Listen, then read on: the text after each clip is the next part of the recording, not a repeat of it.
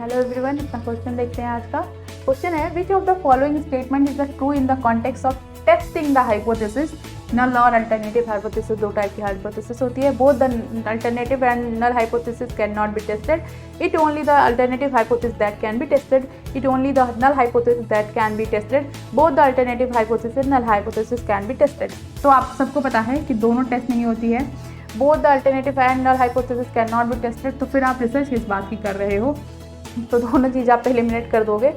It can the only alternative hypothesis can be tested. नहीं, alternative hypothesis कभी भी test नहीं होती है। अल्टरनेटिव हाइपोथेसिस या तो रिजेक्ट होती है या तो एक्सेप्ट होती है बाय द नल हाइपोथेसिस का जो आपका रिजल्ट आता है। अगर नल हाइपोथेसिस रिजेक्ट होती है तो अल्टरनेटिव हाइपोथेसिस अपने आप सेलेक्ट हो जाती है, लेकिन अगर नल हाइपोथेसिस सेलेक्ट हो जाती है तो अल्टरनेटिव हाइपोथेसिस अपने आप रिजेक्ट हो जाती है। ठीक है, तो जो हमेशा रिसर्च जो होता है वो नल हाइपोथेसिस पे होता है। तो यहाँ पे जो it is only null hypothesis that can be tested, यहाँ पे आपका जो सी ऑप्शन है वो सही हो जाएगा।